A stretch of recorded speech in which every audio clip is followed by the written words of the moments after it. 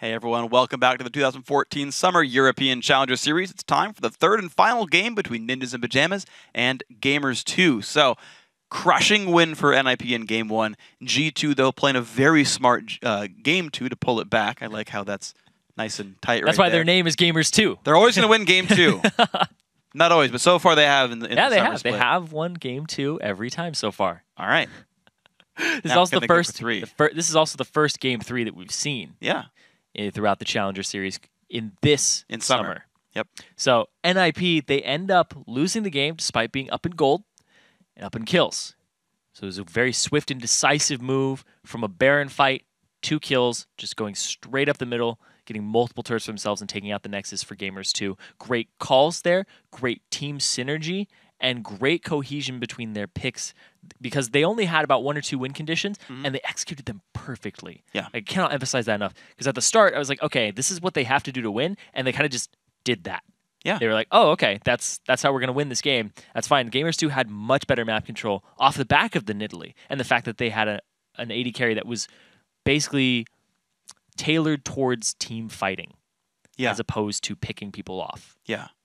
I'm like actually blanking on the mid lane pick right now from NIP because I didn't remember it being effective. It was LeBlanc. Right, yeah. It was 5. He went 5-0 and 6. Yeah, and that was 6-0 and 5. Yeah, yeah. Just he got high kill participation too. Yeah, kind of, because all the kills were like these little one-off kills that didn't end up meaning much, and that's actually the thing. As I'm thinking back about the team comp, is like, yeah, they had Jarvan and Lulu. They had ways to start fights.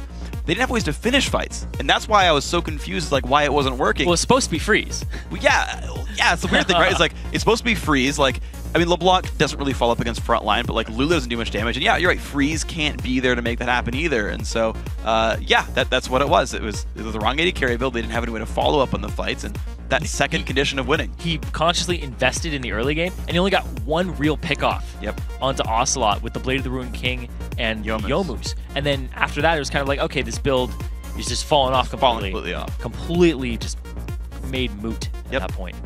And think about as well, like the fact that he cashed in, not farming to go make these roam plays, whereas Yuki was just farming. So going to Champ Select looks a lot like Game 1 there, except that Nidalee got added to the ban list there for Ninjas Pajamas. But once again, they first pick the Jax. Lee Sin once again goes over to Morden, but now Twitch does get picked up here for Yuki. So they banned the Lucian out because it was first picked by Gamers 2 last time. Very conscious ban there, but that's going to force Freeze onto a different champion. So far, he's only played Lucian in Twitch. To mine, everything we've seen from him is just Lucian Twitch. Yeah. Actually, just Twitch. We only seen him play Twitch. And this series, And it's very, very... You have to kind of drop yourself down. Be like, okay, Gamers 2 just took our top 2 picks. We banned out Lucian. They took Twitch and Lee Sin. What are we going to play in the jungle? What are we going to play AD carry? Because they're going to have to go on a little less, a bottom tier for them. We'll see what they go for right now. Looks like NIP going to take their time with their important AD carry and mid lane picks to tailor their team comp around what Gamers 2 has picked up right now. Actually, they switch. Oh, I thought they actually locked some things in. No, they're still waiting around. AD carry and support do get picked up. So actually, jungle and mid lane are left for last to tailor their comp. They're going to say, hey, we have supreme late game power with Cog and Jax. That's already been shown. Gamers 2 knows NIP's game plan. Kog'Maw Braum. Pretty strong. You want to pair Braum with a hyper carry if you can. But at this point, Kog'Maw very vulnerable to Twitch. Gonna have to see, because it's not gonna be protect the Kog'Maw. It's gonna be every man for himself, knowing NIP's style. You know what's awesome about Braum? He blocks spray and pray. He is really freaking good against Twitch. So right away, like some of the team fight power is gonna be dropped off for G2. You can go straight at them, just drop up the shield, and like life gets really painful if you're a Yuki here. So. That'll be one to watch for. Braum, better than normal when you're fighting a Twitch. Better than normal. He's already really good. I'm not going to say better than you expect, because everyone expects him to be good, but he's already better than normal in this matchup. Maybe Lee Sin kicking him back into the team. That'll be how they get it happen. Honestly, like Lee Sin is actually good against Braum. He sets himself up to get kicked into the team. Great. You get free ones. Stand behind me. Uh-oh. Stand. Whoa! Wrong side, wrong side. Well, seeming to go for some very similar matchups here, though. Morgana, I believe that's actually one of the sort of considered counter picks to Braum right here with everything available. That's what he's going to go for in this one. Shyvana still to match up against Alex Ich in the top lane.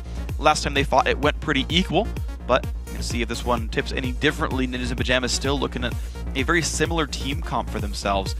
Maybe the Evelynn coming through still, and of course, hey, maybe they just pick up Twist of Fate again. Yeah, a big thing with Morgana, though, binding, if it hits Kog'Maw, root it for 3 seconds. It's going to be a lot of damage coming on that Kog'Maw. He's not going to be very tanky at all. He has nobody to back him up currently in this lineup. And, Orianna would be a little bit of a shield, a little bit of a boost. But here's the thing.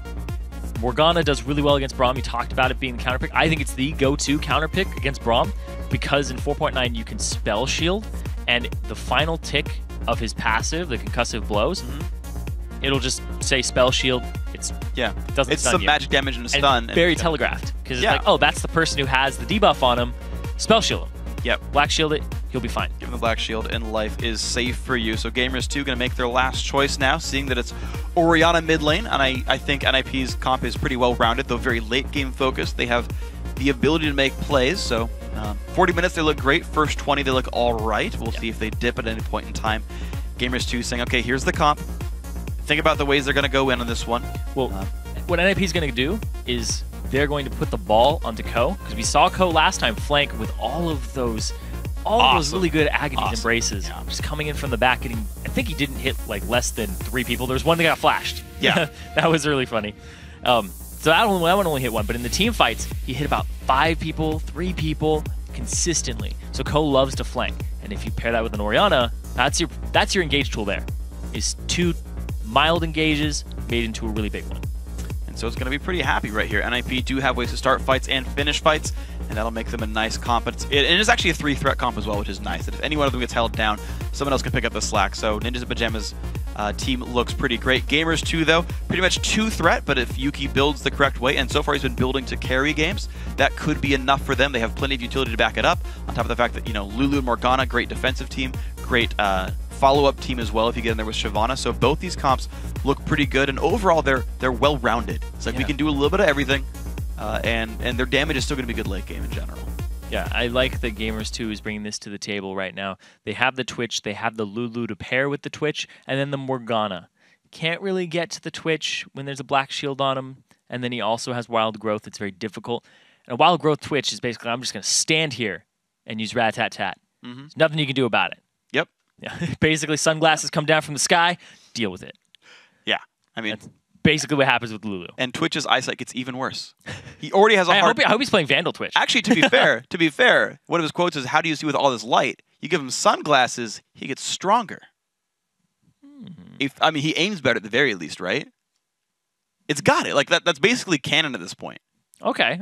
That's why Vandal Twitch is so strong. Yes, it's actually the best skin because he has sunglasses on, so he's a bit stronger as a champion. So that reasoning, yeah. There you go. Anyway, let's get to some real reasoning here between Gamers 2. Real reasoning. He looks so hurt by that. I am. But yeah, so Gamers 2 versus NIP here. The game 3 coming into this, NIP looks so dominating in their wins, and in their losses, they still had more gold. So if NIP wins it, they won it at about the 27-minute mark previously. And when they lost, it was at the 44, when Gamers 2 ended up taking that one. NIP have a late game composition here. Gamers 2 have some options. Gonna have to see what Yuki does, because he carried their last game alongside Ocelot. If they can go ahead and just plant the seeds for that duo to just run away with the game, it's very possible things can get out of hand. But there's a lot of synergy here on NIP. You throw the ball onto Braum. You can throw it onto Evelyn, who's flanking. You throw it on Alex Each, who's going into the back line. There's a lot of options here. Definitely are. So NIP, they usually draft comps. They have a lot of options. Yeah. What I'm noticing. Whereas Problem is Gamers how they 2, play around them. Exactly. It's like, which one is the one they're going to go for? Yeah. Gamers 2, on the other hand, not so much. Fairly single focus. Yeah, they very go much team fight team. Exactly. They go for like, all right, this is what we're going to do. NIP, if they recognize it, they can do something about it. But, oh, so close. Doesn't see into the brush. Unfortunate there, but realistically... You'll still see Morden. Haha. Yep. Worth. Ah. That's more than enough for them. Oh, Actually, no. He doesn't see it yet. He didn't. The brush is in the way. It's okay. Not only is it out of the bush. Yeah. It's off to the side of the bush. So actually, this is very interesting. So Morden is starting on the safe side of the map. His dual lane is there. Ko is starting on the weak side of the map and isn't getting punished for it. NIP can get a 3-buff start if they identify this. Okay, so right now, basically, NIP realizes that the dual lane is not there in the bot lane. so that Voidal can very easily, and he's actually doing it right now, walking towards the blue buff. He can put a Trinket Ward down, and then jack Morden when he goes for it. NIP, if they play it right, get 3 buffs. Yeah, they started really far up too. Voidal and Freeze did. They were way up in that lane, in that bush, waiting for somebody to go ahead and face check it. And that was really big because now they have all the information that they need. They go ahead and place that ward for themselves, and it won't expire by the time that they get there. So now they're going to be able to go for that 3 buff start that you were talking about. Yeah, and that's it's not the biggest deficit. I remember at the beginning of Summer Split 2013, Dignitas versus Cloud9. It's like way back. Dig Cloud9 a year ago. Dig gets a 4 buff start. Patoy Blitzcrank steals away the Golem. They counter jungle the red buff. They get their own buffs.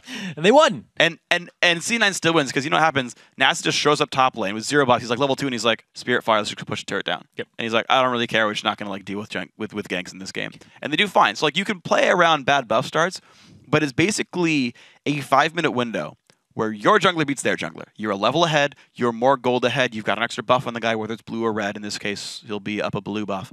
Over Lee Sin, it's not completely crippling. It's not. Exactly. It's not really crippling. In fact, Lee Sin can just cripple him back, pressing E twice. So, you know, not too bad. Set you up for it. I know. I appreciate that. So it's not the end of the world, but it is a nice little buff that's going to help NIP out in the early game. And realistically, when they're waiting to scale to late game with the Jackson and Kog'Maw, if you hamper Lee Sin a little bit, getting 1 extra, foot in the door. Oh, yeah, exactly. And Ko showed that his Evelynn likes to gank early, likes to get his foot in the door, and then wedge it out. Kick it open. Be like, oh, look at another that. One.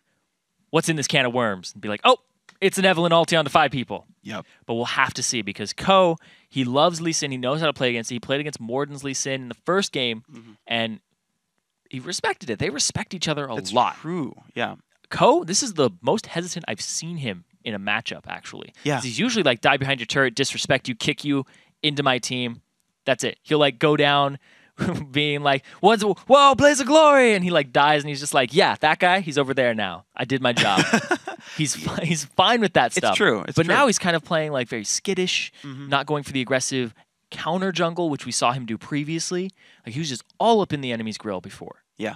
It feels like a style of sort of very safe controlled aggression to where like the ganks they don't go for like lane ganks and like, well, if I'm counter jungled I get screwed up or I get counter ganked I get screwed up. It's more like I know that with my group of people he's TPing to it. Yeah, 2-on-2. Again, there's the Trinket Ward and there comes NIP. Of course, Alex Itch has nothing else to do on the map, so and as long as they put it in the brush, Morden does not have a ward to put down. Oh, he's gonna get stunned. Oh my gosh, so much damage coming through. Forced to flash away. I can't believe that actually just happened, but it is going to be the case. There's the smite, and Ko gets farther ahead than I thought he would. They burn a summoner spell, and they burn a lot of health off of Gamers too, so this is even better of a start for NIP. Yeah, and now Ko, he is sitting pretty. He's going to go ahead and counter jungle this with Alex Itch. Alex has no teleport available, so he might not trek his way all the way back up to top just yet, and I'm surprised the Gamers too actually aren't fast pushing it. They're going to go ahead and ward it up, make sure that they just freeze it for Yuki. I'm not sure actually why they even bother to Trinket Ward that blue buff down there, because realistically, I don't know if you're even going to see Eve walk. I mean, you might see Eve walk by the white camp in time, but she's still got the red buff to grab. She's still potentially going to make plays the bottom side. In fact, Dragon's likely a play right now for NIP as well. They may not have known that she had started at the blue. Like, there was a blue floating on her. Yeah, so they have to know. Like, it's a guaranteed knowledge right there. Noticed, though. Here's the thing. Gamers 2's on the wrong side of the map as well. They know Morden goes top jungle because his bottom jungle's gone.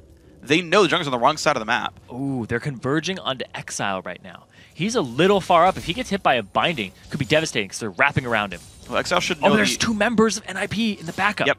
Yeah, so we should know that everyone's going to come from the left side of the map right now. Alex. He stays towards the right. Ko is actually going to face check. This is not the right place to be, though. Big damage comes through. Has to burn his flash, but there's the jump over. The damage does come through. First blood goes to Ocelot. Now a double buff Lulu. NIP playing a little bit way too aggressive. Still now chasing Alex burns his flash, gets a shield. Exile's going to be careful now. Q's going to land from Lee Sin. They're not going to go for any more, but that was still awesome from G2. It's the 4-man roam middle. That was really well played there. Dude, with the dark binding coming up big there because Ko just face checked that bush. That was so much disrespect by NIP. Yeah. They know Lee Sin has to go top jungle. They know Morgana's missing, and they still face check that brush. I am surprised they did a play like that. Oh. And now... going for the wards. 5 gold. Just even more golds in the pocket. 5 more gold. Gamers do. Ocelot now has double buffs, and that's going to make Exile's life really hard.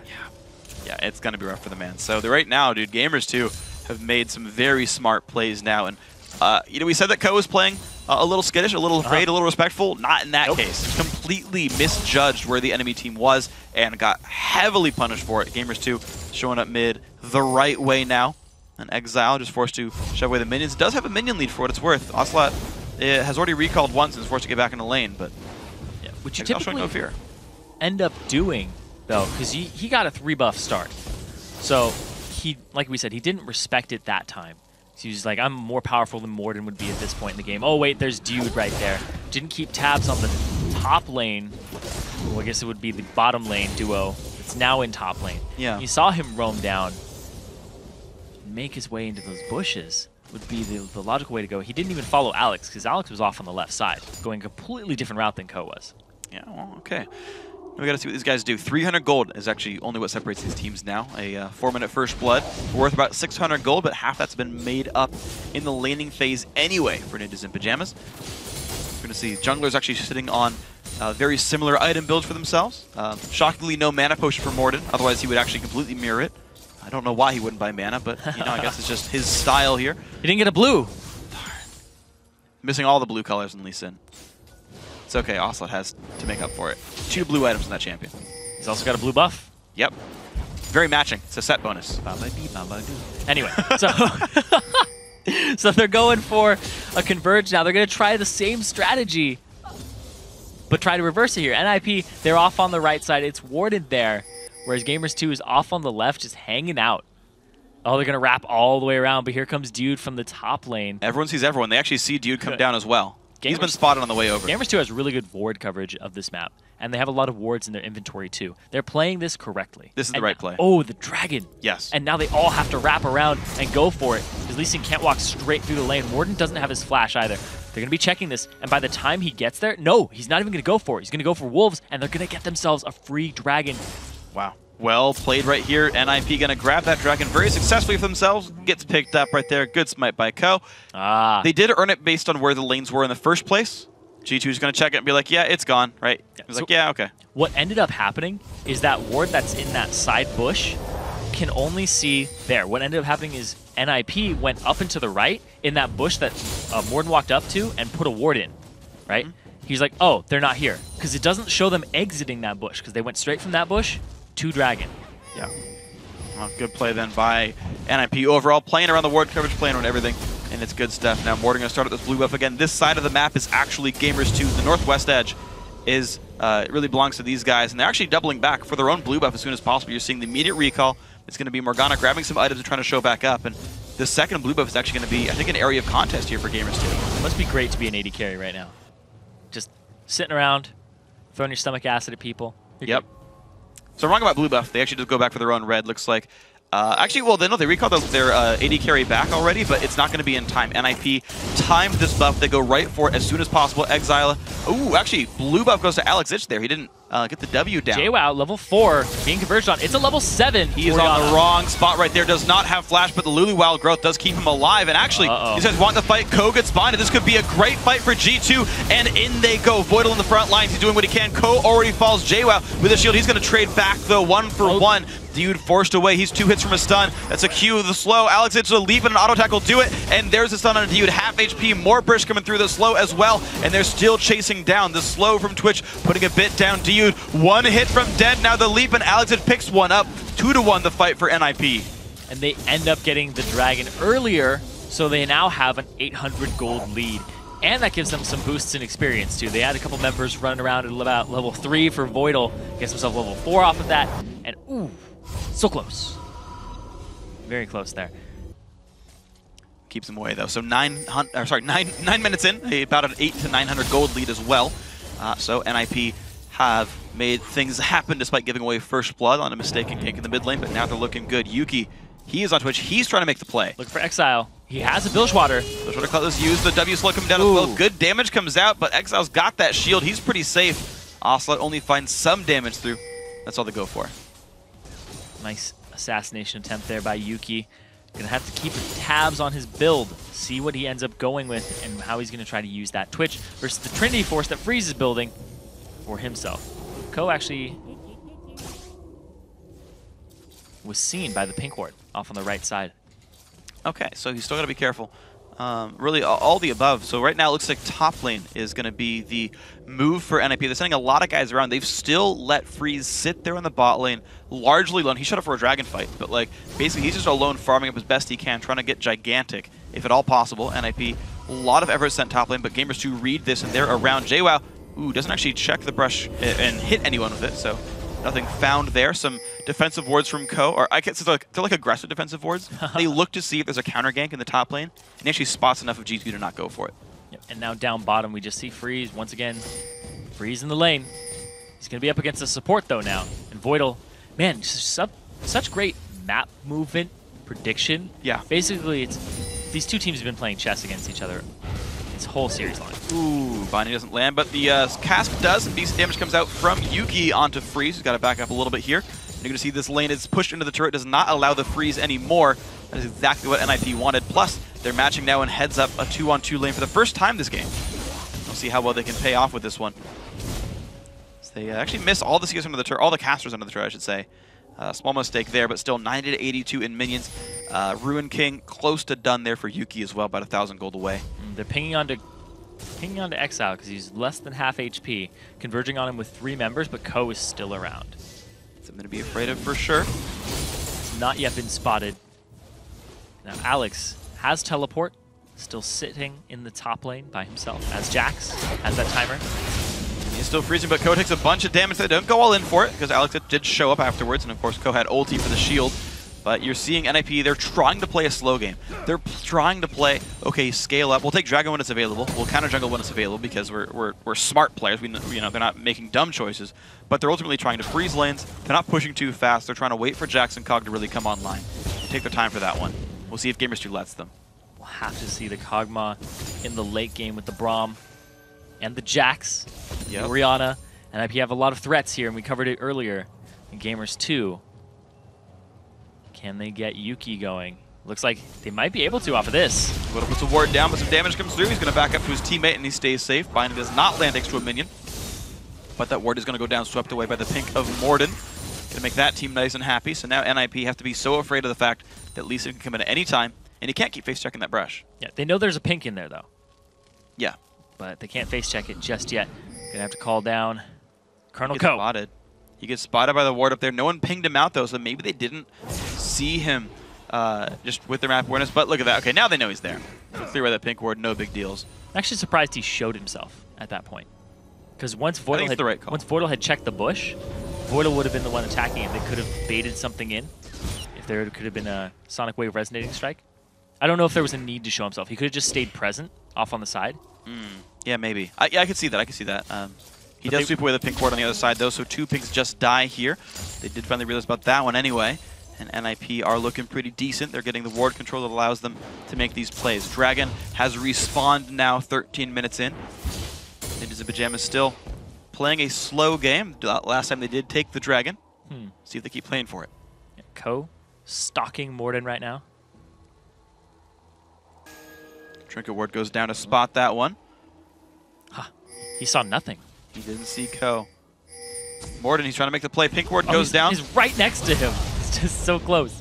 He's trying to sweep the ward away, but looks like Exile will be able to grab this pink very successfully. Oh, he jumps went over. for it. Here's the play. This is going to be good for Ko. Shotgun comes in, forcing the flash teleport. You can't kill a ward when you're teleporting to it, so this could be the attempt now. No slow's going to land right here, and Exile does get out, but that is a couple of summoner spells lost. Yeah, he flashed the ultimate from Orianna and Evelynn. He actually used his Agony's Embrace there. Oh, wow. And hit nobody. Okay, so very good flash then for Morden to keep himself safe. That's good stuff with these guys.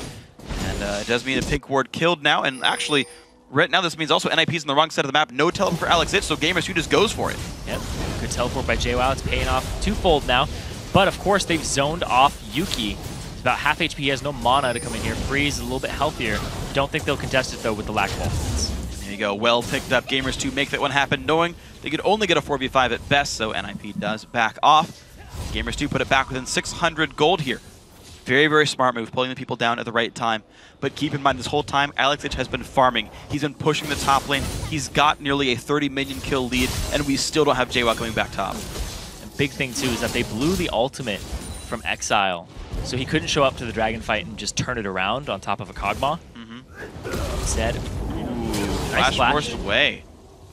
Twitch re-stealths, though. Of course, you can't really fight under an enemy turret, so and if you will back off of this one, Yuki pushed him away, but that turret's down a half HP, and of course, Dragon did eventually get answered by that top turret, just to make sure you guys, you know, hear about that one, because it means NIP really haven't lost anything for that. In fact, they just kept gaining solo lane XP, so really, there's even less chance to catch out of this one. But also, though, ult himself, but here comes Ko, flashes in to deal the damage. Exile shields himself, and the Glitter Lance misses. That would have dropped him down, so kill picked up by Ko. That was nice. And Ko's looking back to himself right now, diving behind turrets, the last place you expect the jungler to come from. Just such an aggressive style. Because he could have seen Morden at all on his little trek up there, and it would have spelt disaster. That worked very successfully. Alex tries to counter jungle the red buff, can't make it happen. Trigger ward down for Morden, but goes around, gets the smite. Good job by Morden, makes it happen. That was a well-played move. Very difficult to get an objective away from Elise. Yes, but it still means 3,000 gold is the lead now for Ninjas in Pajamas. They've made very good early game moves. The dragon fight, the dragon itself, and now 2 turrets picked up. Their duo lane actually winning by a lot right now. Triforce all of their lanes already are done winning for free. in CS. Yeah, absolutely. Yeah, exactly. Their lanes are all actually winning in CS, but the main turret that went down was actually, you know, top lane was because the guy left the lane, and you know, that's pretty forgivable, and they got Dragon for it, so that's kind of a wash. But bot lane just got the turret kill head just straight up. They just showed up there, beat the lane up 1v1, and made that happen, right? Mid lane got turned by ganks and whatnot, that's forgivable as well, but bot lane won the 2v2. That one's big to me. And the only deaths on the team are actually Ko as Evelynn, and Evelynn really just has to get 1 or 2 items and then just falls off anyway and becomes a team fighter. The thing about his 1 or 2 items, he went Cutlass. Yeah. Remember how last game NIP was all in for the early game? That's a solo Q build. Well, this is going to be a 2v3. Good jumps away, but Morden, can he land the Q? No. Yeah, that's a very solo Q-esque build. People will typically go Hex Drinker, second item, but because he has the Cutlass, he's going to try to make more use out of his Ravage and the attack speed bonus he gets from that. Yeah, he's very much about assassin in the back line. Ko wants to get back there, relying on Voidal and Exile really for durability here, which is a risk he's going to take. Last time he went, I think, too squishy on Jarvan by getting the Hex Drinker third, but you know, he's an aggressive player, a young player, not a lot of competitive experience. I still trust him. Like, I think it's a good build, but you see it rarely in competitive, and there's a chance that's too big of a risk here. We'll see if it pays off. Definitely have to see what happens there. They're besieging this turret up. It's basically a nice, gentle breeze would knock it over. That or some stomach acid from Kog'Maw. Yeah, just one of those. Removes the rest of that. I saw this thread that was describing what every AD carry actually does. It's like, shoots light from their gun, shoots crossbow, vomits on you. Vomits on you. That vomits would be his stomach acid on you. That's what Kog'Maw does, though. I would rather have that than, you know, poisonous bolts from a plague rat, to be fair. I don't know. I mean, like, you know a venomous crossbow bolt would probably just straight kill you. Stomach acid... From something from the void. I mean, maybe, right? I don't know what the void is, you know? Like, maybe just like a rat pukes on me and I'm like, well, I mean, it's kind of gross. Like, I've had a dog that threw up before and, like, I had to shovel it up and put it in the garbage and, you know, I didn't die from it. Crossbow's a little more lethal, in my opinion. Yes, crossbow is probably much more lethal in terms of, like, the percentage of chance that it would kill you. Yes. Even if it's not a venomous crossbow, it's still gonna hurt you a lot. Probably resulting in death. Yes. That's why I'm very afraid of Twitch in real life. So, okay. This game's been pretty interesting. So far, I gotta say, NIP look a lot more like they did in Game 1. They made very smart early game moves. To be fair, they made some good early moves in Game 2 as well.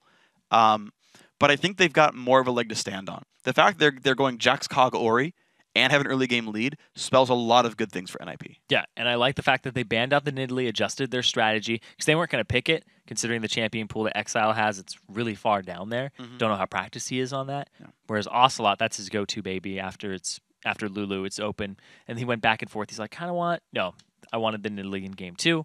Game 3, drew a ban because NIP realized that's what was keeping them down. Now they're just dealing with a Twitch, and that's really the biggest threat on the team. Yeah. And the fact that they're going Blade of the Ruined King on Evelynn means he's just going to go straight after that Twitch in the back line, see what he can do about him. Yeah, and so there's 2 things here then to point out about those things. So one is NIP are not making the same mistake as last time. So Game 2, Gamers 2 did a really good job of just funneling farm on a Yuki, hard carried the game on Lucian, did a great job of that one, and just destroyed people in team fights. And honestly, NIP kind of let them do that. They spent a lot of their time elsewhere. This game around, you've got Kog'Maw with a lot more farm right? Right now, Freeze is doing better than Yuki in the heads-up.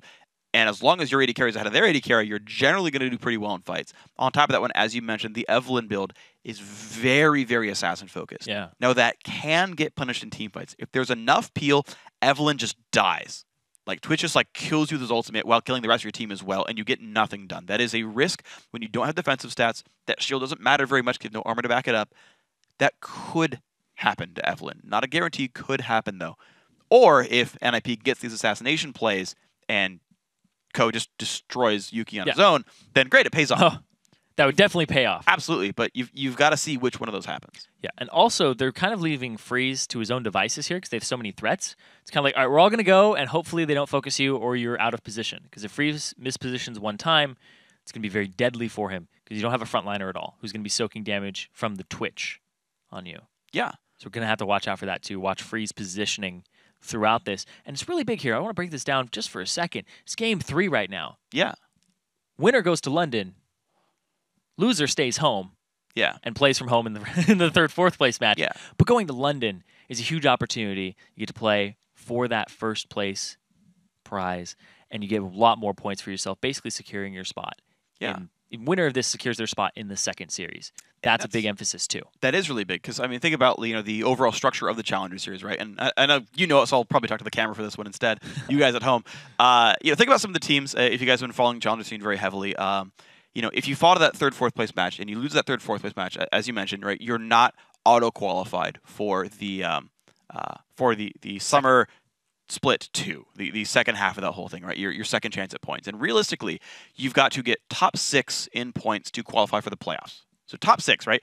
Pretty much automatically the top 3 from the second Challenger Series are going to be in there. And usually the top 3 from this one as well, from Summer 1. And you've got a couple of guys in there who like maybe got 4th place both times. If you get 4th place the first time, you pretty much have to re-qualify through ranked 5s, through the round of 20, round of 10 play-ins, then probably also make it to the semifinals again. What happened with Tick, Trick, and Duck? Exactly. That was the team he was going to talk about. Tick, Trick, and Duck got 4th place in the first time, didn't re-qualify, missed playoffs by like 2 points.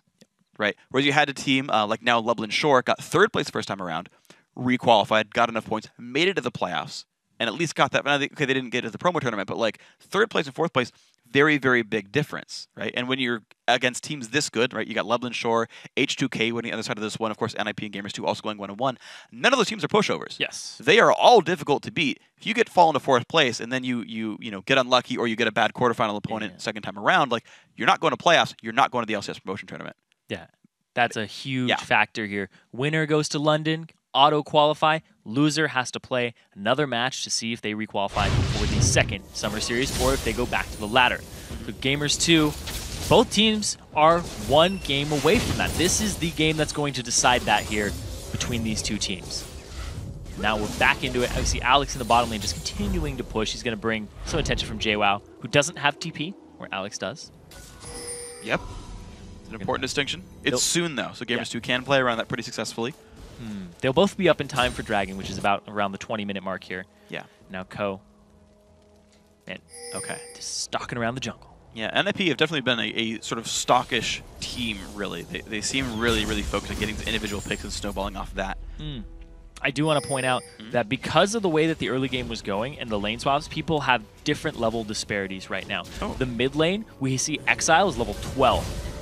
To AD carries level 10, supports level 8. Usually you see the AD carry would be somewhere around level 9 with the support being right there too, or very close to it. Yeah. And the mid laner, they've just been soaking more experience into it. Actually, most people should be behind this or closer to what the mid laner is. Yeah, mid and top top laners are behind exactly what sure. you expect them to be. That's exactly the point here. So it does mean that Alex Itch is missing his rank 2 ultimate. Top and supports are a little behind. Yes. AD carries and, there we go. And mid laners are ahead. That's the point I want to make. Okay. No, that's a very accurate point, though. It's the one we're going to look for here. Exile and Freeze are... Oh, and he stops Ocelot's back, which is actually pretty big then. He's going to have to stay for one more wave. Which actually... And a wave, too. Yeah, so he misses out on, his turret taking that one out. Yuki's going to help defend this mid lane because there's kind of the wave where you're like, if we punish Ocelot, he wants it back. He's got money in his pocket, so he's actually got less items than he wants, right? 1,100 gold right there. Exile, similar situation, actually. There's the recall. Twitch will hold mid for this one. Blue's up. Both teams know it.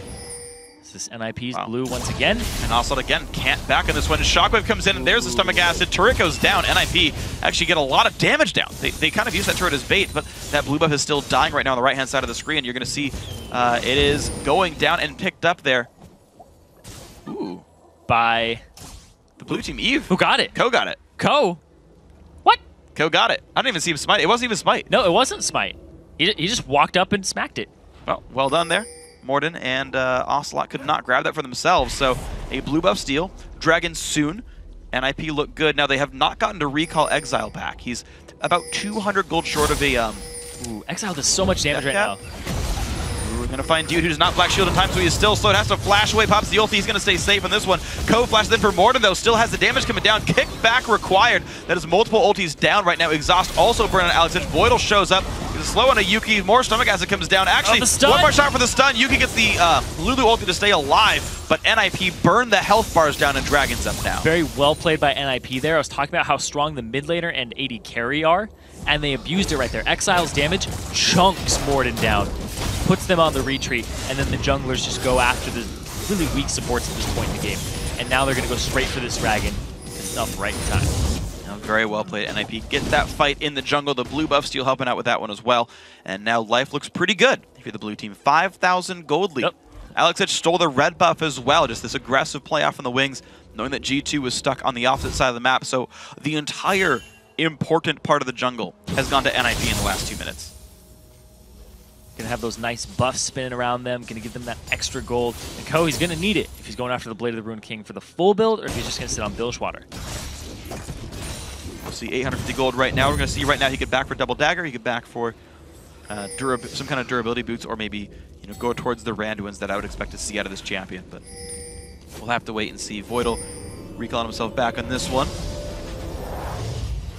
He's going to go towards some MR for himself. I'm guessing Aegis. Yeah, he went Aegis last game. No, he undid it. He's going something else. He goes to upgrade the sweeper instead. Okay, it's actually a really good call. He's going for the vision game here. He actually buys multiple pink wards for himself, just in case one expires, so he doesn't have to back between them. Yeah, he can carry multiple, so put one down if the first one goes away. Freeze still farming up. He's going towards pretty standard build. Blade of the Ruined King, second on Kog'Maw. Working out. Trinity Forces there, of course. He spotted him. The jig is up, gamers, too. They're going to be pretty hurt with this one. Voidal sort of reconnected in real time. They're going to stay safe for this one. NIP looking with the can. 22-30 in the game. Of course, they're on the same house, so yeah, you expect when one goes, the rest of them go. But don't worry, they're fine. The game is still going on right here.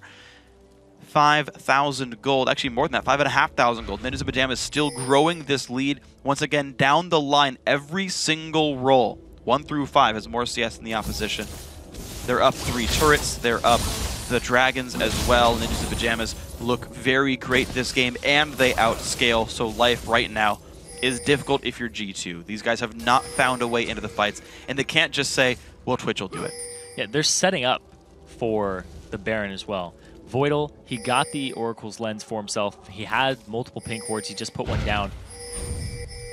And now he's waiting for more, and there's this flank from Dude, and out. Wow, he is in the wrong spot right there. Alex gets the kill thanks to Ko's help with that one. A shield. Gets an assist on top of that one. Why the heck not? 23 minutes in, and NIP look awesome. Now they go to the top lane here. They're going to hit this one very successfully. A turret's going to go down, making that number 4-0 here.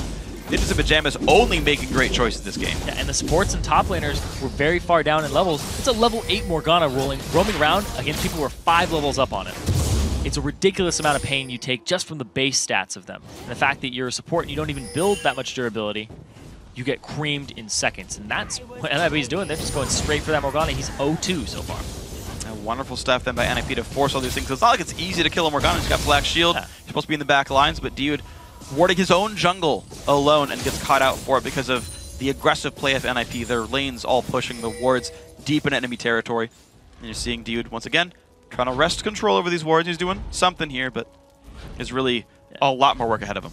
It's what he's got to do for the team, and we do see that Ko goes for what looks like might be a Randuin's or Sunfire Cape coming out here in the very near future. Randuin's much more likely. Yeah, Randuin's is much more likely. It's not the old Evelyn. You sit on people with the Sunfire Cape. 5 of them. Good old days. Oh, man. And then you can do it with Garen, too. But yay. Right now we have Bilgewater Cutlass's Yuki sitting around. has a black shield on himself. Looked like he wanted something, but he doesn't go for it. And this is really just NIP starting to run away with the game. They can take a lot of the different objectives. They have Alex split pushing right now. Their mid laner is really strong in a team fight scenario. If you try to contest an objective as Gamers 2, you're going to take a shockwave. Look at that. They're just going to get... They're going to go after this blue again. Possibly flank them. There's the ball. Oh, he's going to land onto 3 people, and Gamers 2's got to be real careful with this one. The slow's coming out, and it's just the disengage, but now you got to be careful if you're offside. You're also forced away. Shockwave flashed away. Nicely done. Successful right there, but blue buff right now very much looks like it's going to be controlled by NIP. Alpha's going to be even more careful. The ults himself to stay alive. Stun. Voidal is there. Exile goes in. Can he get the damage? Yes, he can. Off the stun from Voidal's passive. Another kill picked up now 5-2, and look at this now. Yuki's got to be careful. He's a little out of position.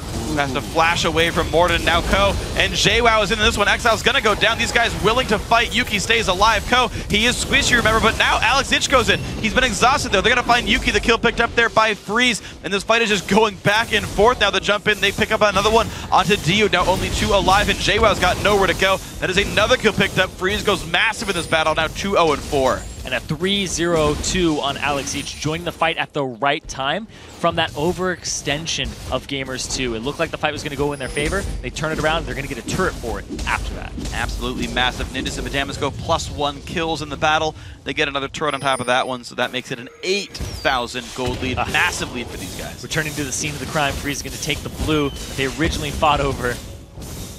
There's actually, going back to that blue fight too, it was a really good binding to try and stop the engagement. They're going after Freeze. Dragon's up in 30 seconds. If they can catch Freeze, it almost guarantees them. Well, Ko's trying to show up. Freeze just juking the Q, and he does it, but Mord's going to land the slow here. Another Void Ooze successfully placed this time.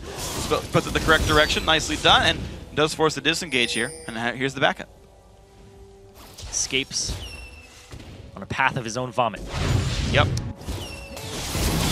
Yeah, the nice stun there from the flash on Exile. Just picks up the kill there. Passive. We're going to see they overextend the fight. JWoww comes in. Voidal actually flashes this perfectly. Stands, jumps, gets out of there. Then Alex comes in onto that nice little minion, goes straight after the biggest threat on the team, takes him out, and that's your job as these hyper carries, is to just kill the one other threat on the other team. Killed in front of you with Squishy Rat. That's even better. So it looks like in this case, Stomach Acid did beat Crossbow Bolts, and Ninjas and Pajamas take the Dragon down as well. Yeah, sure. But now it's more than a 9,000 gold. This number keeps getting bigger, and NIP, this looks so much like Game 1 now. Yeah, it's looking very reminiscent of it. Of course, it's not over in 27 minutes. Not going to be over for a little while longer either. They're all sitting in this bush here. Gamers 2 Morden. We see Ocelot there as well. Ward's up. Oh, sees there's Pink Ward, but it's not worth his time just yet. It's better to siege at this moment. And they give up some of the farm at the top lane there. NIP actually would kind of rather push than sit in the lanes for a little bit while longer and make these sorts of plays. They sweep away the wards. Baron, of course, is still a potential objective, but they don't have the ward coverage for it just yet. They would kill it fast, but double Ruin King. Randuitz is going to be the build for Ko there, and also Alex still making his way up there. Actually buys early Alacrity Boots on himself as well, so he's really caring about mobility. And he wants to get onto Yuki. He wants to be able to get to that back line and just stun up the Twitch and finish him off. We saw he was able to do that successfully in that last fight. The question is, can he do it again? Because that is their key to victory, is just taking out Yuki. He was such a problem in the last game for them. And in this game, he's not as much of a problem because we see Freeze is ahead. But he's still Twitch, and he's building the attack speed Twitch. So he's still really good in fights, and the durability has not been stacked on for NIP just yet. It's really Ko with the Randuins. And is right now, so we'll see how good these engages go. So Ko has gotten some tank stats, and actually he's holding parity pretty much with Yuki because of how far down Gamers 2 are held. It's a 2-item AD carry versus Randuins in the Aggro's Baron. All right, Voidal comes to help. It's gonna be all right. But Ko is holding parity right now, so realistically the Cutlass doesn't actually detour him that badly, and it's going to be okay. Basically, NIP have weathered the storm of that slightly risky item build, and it works just fine for these guys. 1-3-3. Ko has some deaths. Ko is actually going to find JWoww right here, stop the recall, and the team is coming to help as well. We're going to see if he forces the ulti out. Ruin King used, and JWoww's going to be safe. Used his Bilgewater Cutlass at the same time, and now they're going to start taking over the jungle again if they can. Last blue went to them. Looks like the red's not going to be the same story. Look at that. JWoww actually hasn't gone all the way back if he walks up to spamming Q. Nope. I'm not going to get that one. So, going to stay safe here, but stay in the brush and maybe wait for someone else to show up in this one. Right now, Alex still pushing bottom. So they have to have JWoww deal with this. And he's got about 40 seconds to go until teleport comes back up, actually. So they're going to actually want to wait a little bit. If they force the battle and JWoww shows, that's bad news right here. Alex is doing some good damage to the turret. Voidal. Yuki, he's stealth. Oh. Yuki does not find a way in this fight just yet, but There he Ko goes. does. Shotgun's going to land on a 1. Yuki's got nowhere to go. Kill picked up to Yude. Now also knocked up. That is a second kill grabbed very quickly there. Nice flank by Ko. Good kick by Mortar, but I don't know if there's enough for them to get away from this one. There's a safeguard. The damage still coming through. Ko trying to make it happen. Nice dissonance to keep the team hasty. They will at least push the minion waves in. I was talking about how they can submarine the ball in there, and instead they just run it straight at one person. That's the only person they need to take out on the team. That's the only necessity that they have to take off the field. And now they're going to go ahead and siege this turret up. Alex, he's rotating towards that top lane. He's in the mid right now. Ocelot just getting chunked down. Big damage going through. Wow. That is a very scary Kog'Maw. You got to be sure on that one. But Gamers too. And I like this though. NIP, they're playing it still very, very smart. It's this measured aggression that they had in the first game, where they're going for pretty low risk, high reward plays like this one. Boom. Puts him on the other side, completely destroyed. And that's the only person they had to take off the field. The other two off on the side, Ocelot not even in range to wild growth it. And now Dude again going to get caught out as well. He's got to try to stay alive. Looks like he will do that just barely, but Alex he wants the kill anyway in the middle of the enemy team. A little aggressive there, but the shockwave hits a bunch of people, and Yuki goes down. The Dragon Form trying to run away, but more damage comes out. Alex can't quite find another, but Freeze sure will. The ulti from long range makes it 2 kills in this fight, 12-4. Exile's such a great pickup. Even in their loss, he was 6-0-5 on LeBlanc with only missing out on 1 kill in terms of participation. He's coming up big for the team despite being the new guy here. We're going to watch that again. See, they start off, he uses the counter-strike, and he just goes really hard onto Dude. Doesn't go after Yuki just yet. He's not even on the field. He's off on the side. Wild Growth is in. Watch this. This is fantastic. 4-man shockwave there. JWoww didn't get flown backwards into the distance because of the turret. But, oh my lord. They come up huge there. And with the nice ultimate there to pick it up for himself. And Freeze. So Baron has gone down as a result of all of this. So Ninjas in Pajamas look all kinds of awesome. 14,000 gold lead. Pretty big lead for these guys right here. And honestly, it's, 32 minutes. Pretty standard game time here, but they are so far ahead at this point. Pink Wards trying to defend the jungle of Gamers 2, but it's not nearly enough at this point. A dedicated siege would win the game. They're still sending Alex a split push in the bot lane. He still has teleport up if he wants to rejoin his team. Exile's got the easy wave flare going on. Voidal's there to help defend. And here we go. And then we have 2-item Jax hitting the field. We also see that Freeze has himself a QSS. So even if he gets bound, he's fine. Just completely out of there because Voidal's going to be a scumbag, not even going to buy him the kills. That's okay. He's the front line there. He's going to buy a lock of the team. He needs to go ahead and get his team some magic resistance. It's actually the right choice. That's just fine. Ocelot still got a little bit of ways to go till the Void Staff comes in, so not a huge damage threat just yet. Fortis is really working on his first big tank item, actually, so does not have Randuin's or a Banshee's Veil, so he's got to be afraid. Alex Ditch, as you mentioned, plenty big, though. He's pushing the bottom lane. Ko already pushed top. The rest of NIP grouping towards mid. Ko actually now slinking around to the side as well to make sure everything's nice and safe. And now we see Alex just pushing the bottom still. 3-0-3, 2 items over JWoww right now. He's actually bringing a lot of pressure to him. Level 17. 3 levels up on the solo laners of Gamers 2. They're going to go mid and try to push this advantage that they have, not only in levels, but also in items. Yeah, it's looking pretty good for these guys overall. So, barely tickles him now. Yeah, it just doesn't hurt anymore. I mean, you've got Baron buff region, even if it did deal damage, that's not really anything that matters. Alex is still calling attention down to the bot lane. He is just so far ahead of JWoww, it's not even funny. There's no way you can really defend this properly there. Alex can walk right past him, hit the turret if he wants to.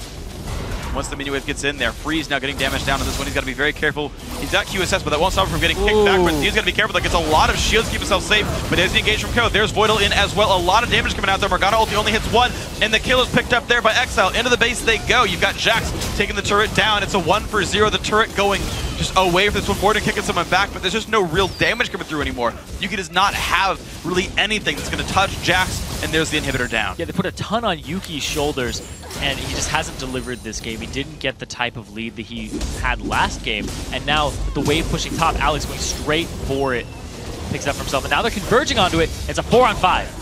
You gotta be a bit careful in this one because Ko's putting out a good amount of damage. Voidal there to defend the team as well. He's staying nice and safe, and now that's 2 inhibitors down. Once again, NIP take the time to back off. 1 minute till Baron. There's a mini wave bot lane, but they're not interested in that. Yeah, just gonna go ahead and go back, spend all of this money that they've gotten for themselves. Dragon just came up, and they're able to go ahead and rotate towards that if they want it. We'll see what they go for here, because right now, going back to base. Man, they're ready to close this out. 2 inhibitors off of the Baron. A lot of gold swung in their favor, just even more.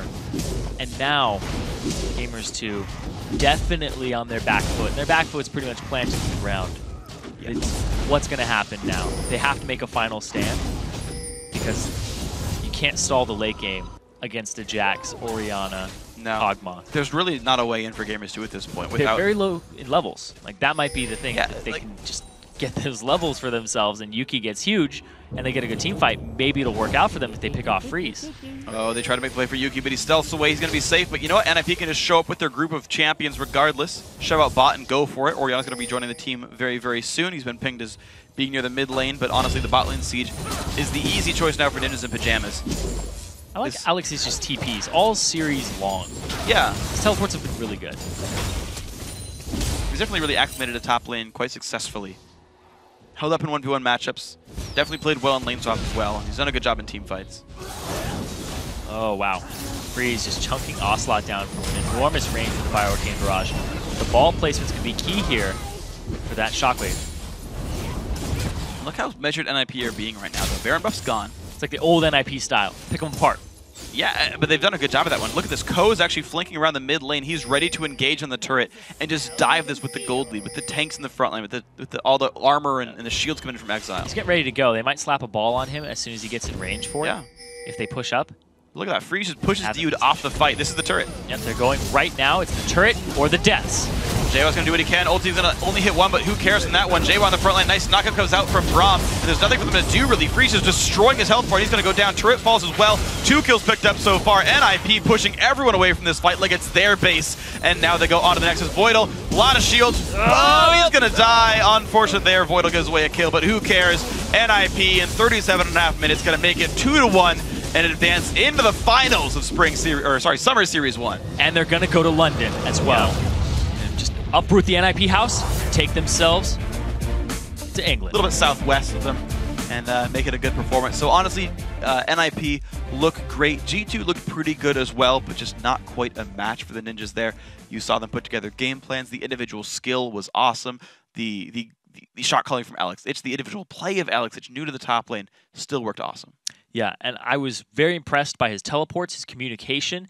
I assume that he has a large voice inside of the team so that he's able to call it out and position people to be around his teleport, which is very key. It's a very communicative summoner spell. You have to be able to tell people, I'm using it here, I'm using it now, or I'm using it whenever, or when it's up, when it's down.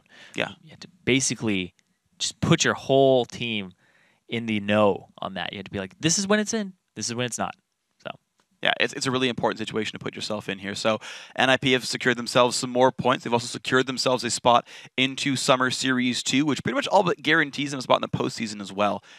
We actually saw in Spring Series, Cloud9 Eclipse took first place the first time around and then actually lost in the round of 8, and that was enough for still a good seed into the postseason themselves. So I think we're gonna definitely see more of NIP throughout. Actually, we're guaranteed. To be fair, we're guaranteed to see at least 2 more sets from them in the Challenger Series, and their playoff spot all but secure as well, without something pretty massive happening against them, and like a completely weird bracket going up against them. So, and another thing too is that they wrestled themselves another chance to keep this roster together and to keep it going without having to requalify through the ladder. So they can focus on scrimming, they can focus on just the challenger scene in general, have their analysts break down teams for them, and see what they need to do as they work on their synergy. I do like the pickup of Exile and Voidal. They've come up really big in this matchup that was not easy for them. Yeah. And, you know, it shouldn't be easy either. The first game really impressed me how quickly they closed it out and how coordinated they looked despite only having about a week or two with each other. Yeah. They're going to be very powerful in the future. Yeah, I'm excited to see what they do in their final matchup against either Lublin Shore or H2K. It will be a good matchup. But guys, after today's matchup, here's how the bracket shapes up. With their win, Ninjas in Pajamas will pack their bags for the Summer Series 1 Finals in London on June 21st. Their opponents will be decided tomorrow when Lublin Shore takes on H2K Gaming in our other semifinal matchup. So before we do that, there's more EU LCS action on the way tomorrow. Rocket will take on Super Hot Crew to start the day off, then Gambit and Millennium square off. After that, Fnatic takes on Alliance, and then the Copenhagen Wolves take on SK Gaming. It all starts at 6 p.m. Central European Summer Time, 9 a.m. Pacific Daylight Time. And with that, we've reached the end of our time together tonight. But before we go, I want to say thanks again to our friends at Coca-Cola. Now for myself, Zyrene, and the entire live broadcast crew, thanks for watching, good night, and GG. There you go, Voidal in the front line, he's doing what he can. Ko already falls JWoww with a shield. He's going to trade back the 1-for-1. He is squishy, remember, but now Alex Itch goes in. He's been exhausted, though. They're going to find Yuki, the kill picked up there by Freeze, and this fight is just going back and forth. Now the jump in, they pick up another one onto Dio. Now only 2 alive, and JWoww's got nowhere to go. That is another kill picked up. Freeze goes massive in this battle. He does not find a way in this fight just yet, but Ko does. Shotgun's going to land on a 1. Yuki's got nowhere to go. Kill picked up. Dio now also knocked up. That is a second kill grabbed very quickly there. Nice flank by Ko. JWoww's going to do what he can. Ulti's going to only hit 1, but who cares from that one? JWoww on the front line. Nice knockup comes out from Braum. And there's nothing for them to do, really. Freeze is destroying his health bar. He's going to go down. Turret falls as well. 2 kills picked up so far. NIP pushing everyone away from this fight like it's their base.